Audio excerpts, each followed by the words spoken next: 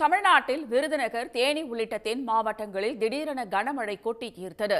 தென்காசி வட்டாரத்தில் பெய்த பலத்த மழையால் குற்றால அருவிகளில் இரவு கடும் வெள்ளப்பெருக்கு ஏற்பட்டது. தென் தமிழ்நாட்டில் ஓரிரு இடங்களில் கனமழைக்கு வாய்ப்பு இருப்பதாக சென்னை வானிலை ஆய்வு மையம் கூறியிருந்தது.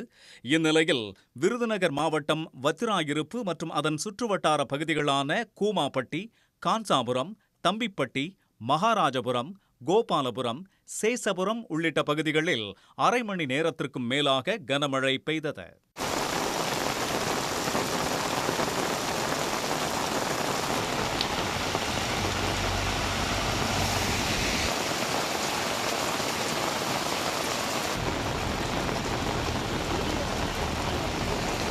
தேனி மற்றும் அதன் சுற்றுவட்டார பகுதிகளில் ஒரு மணி நேரத்திற்கு மேலாக பெய்த மிதமான மழையால் பொதுமக்கள், விவசாயிகள் மகிழ்ச்சியடைந்தனர்.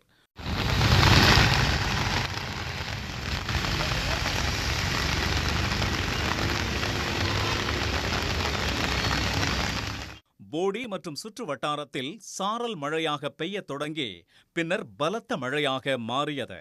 தொடர்ந்து பெய்த கனமழையால் சாலையில் தண்ணீர் குளம் போல தேங்கியது.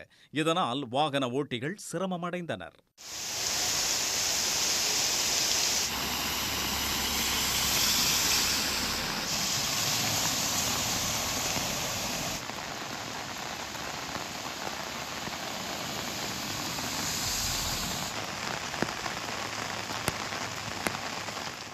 தென்காசி வட்டாரத்தில் பெய்த திடீர் மழையால் குற்றால அருவிகளில் இரவு கடும் வெள்ளப்பெருக்கு ஏற்பட்டது.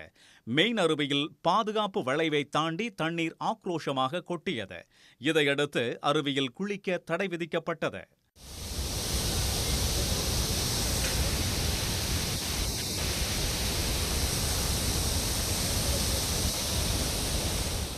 அதேபோல சிவகிரி, விஸ்வநாதபேரி, வாசுதேவநல்லூர், ராயகிரி உள்ளிட்ட பகுதிகளில் கனமழை வெளுத்து வாங்கியது.